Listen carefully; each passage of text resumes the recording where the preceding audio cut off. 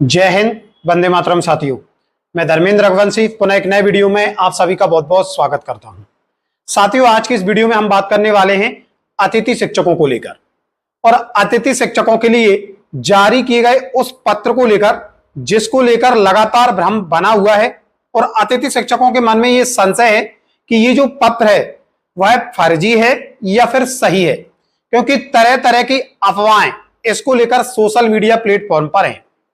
अतिथि शिक्षक साथियों के जो संघ हैं, उनके जो प्रतिनिधि हैं, वो इस पत्र को फर्जी बताकर चल रहे हैं। बहुत सारे अतिथि शिक्षकों का भी ये कहना है कि इसे एडिट किया गया है। साथियों, पत्र की बारीकी से जांच करेंगे और हम ये जानेंगे कि आखिरकार वास्तविक स्थिति क्या है। सबसे पहले हम यहां पर बता दें कि डीपीआई की तरफ से अभी यहां पर कोई भी स्पष्टीकरण इस पत्र को लेकर नहीं आया है।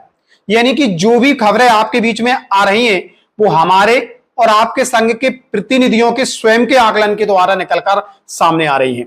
यानी कि आपके संघ के प्रतिनिधि यदि इसे फर्जी बता रहे हैं तो वह इसे स्वयं के अनुभव के आधार पर ही बता रहे हैं। उनके पास कोई ऑथेंटिक जानकारी नहीं है। उन्होंने डीपीआई के जो पदाधिकारी हैं वहां से इसे कंफर्म नहीं किया है।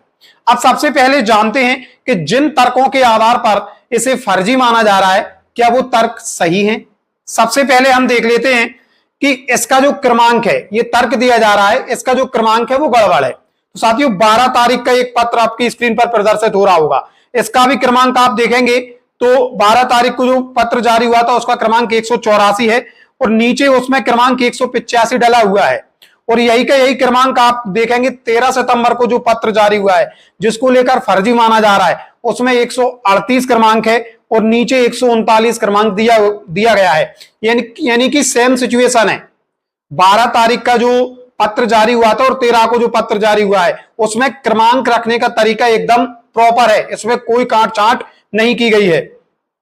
वहीं इसमें यदि आप देखेंगे तो क्रमांक के बाद अतिथि शिक्षक 24-25 है, लेकिन 13 तारीख का जो आदेश है उसमें लोक शिक्षण संचालनालय अतिथि शिक्षक 2024 अंकित किया गया है। तो ये जो क्रमांक है ये विभाग के जो प्रतिलिपिक जो होते हैं उनके द्वारा बनाया गया है और इससे जो पत्र होते हैं उन पर कोई विशेष फर्क नहीं पड़ता है। दूसरी बात हम यहां पर कहना चाहते हैं हस्ताक्षरों को लेकर, तो 12 तारीख को जो पत्र जारी हुआ है उसमें भी वही हस्ताक्षर हैं और 13 तारीख को जो पत्र जारी हुआ है उसमें भी आपको सेम हस्ताक्षर देखने को मिल रहे हैं। अब यहां पर एक चीज स्पष्ट की जा रही है कि इसका जो डेट है उसे एडिट किया गया है। 13 सितंबर जो लिखा है वहां पर कुछ आपको काट छाट जैसी बिंदुएं देखने को मिलेंगी, लेकिन ये लिपिकीय त्रुटि है, इसमें काट छाट नहीं की गई है। ये जो पत्र है 13 सितंबर 2024 को ही जारी किया गया है और प्रदेश के समस्त जिला शिक्षा अधिकारियों के लिए यह जारी हुआ है। साथ ही साथ इसमें एक तर्क दिया गया है कि स्थानीय स्तर के अधिकारियों को इसकी प्रतिलिपि नहीं सौंपी गई है। तो साथियों, 12 तारीख को जो पत्र जारी किया गया था आप अपनी स्क्रीन पर देख सकते हैं, समस्त विकासखंड शिक्षा अधिकारियों के लिए था, संकुल प्राचार्यों के लिए था, जिला शिक्षा अधिकारियों के लिए था, संभागीय संयुक्त संचालकों के लिए था। इनके लिए यह पत्र जारी हुआ था, लेकिन इसकी प्रतिलिपि इनमें से किसी के भी पास नहीं भेजी गई थी, केवल जिला कलेक्टर को इसकी प्रतिलिपि भेजी गई थी।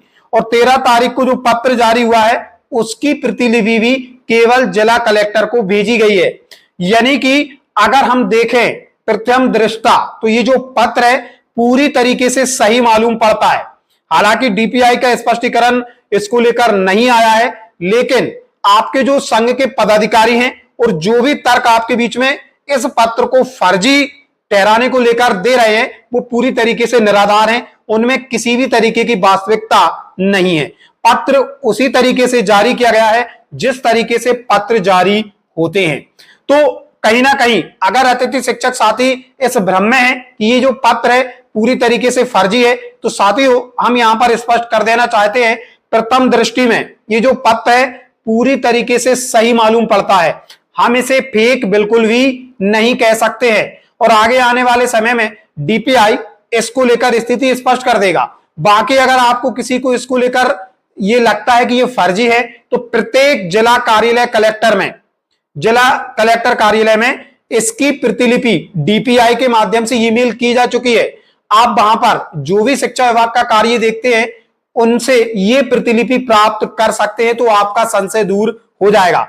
चूंकि संडे और मंडे दोनों को अवकाश है, तो ऐसी स्थिति में इसको लेकर और भी ज्यादा भ्रामक स्थिति बनी हुई है। लेकिन हम स्पष्ट पुनः कर देना चाहते हैं, 99% ये जो पत्र है पूरी तरीके से सही है।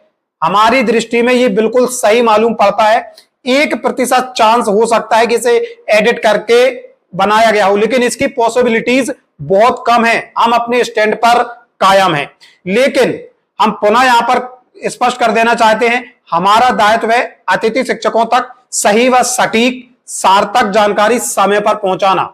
साथियों, अगर आदेश आपके हित में है, आपको लगता है कि ये जो आदेश है फर्जी होना चाहिए, तो हमें भी खुशी होगी अगर ये आदेश फर्जी निकले और 30% से कम परीक्षा परिणाम वाले जो अतिथि शिक्षक साथी हैं उन्हें कार्य करने का मौका मिले। लेकिन जो वास्तविकता है वो वीडियो के माध्यम से आपके सामने रखी गई है, क्योंकि इस आदेश को फर्जी बताने को लेकर होड़ लगी हुई है।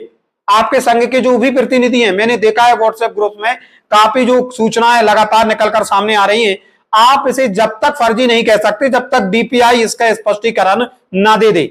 हम व्यक्तिगत तौर पर इसका आकलन कर रहे हैं, किसी को इसमें टंकन त्रुटि दिख रही है, कोई ये बता के चल रहा है कि इसमें ये एडिट किया गया है, तो साथियों आप अन्य पत्रों का अवलोकन कर लें, उसमें आप देख लें, इस पत्र को आप मिला लें। तो अगर आप देखेंगे और सोचेंगे तो निश्चित तौर पर ये जो पत्र है पूरी तरीके से सही प्रतीत होता है। हालांकि जो भी वास्तविक स्थिति होगी वो आगे आने वाले समय में स्पष्ट हो जाएगी, लेकिन जो संभावनाएं हैं, जो बहुत अधिक पॉसिबिलिटीज है, वो हमने आपके सामने रखी हैं।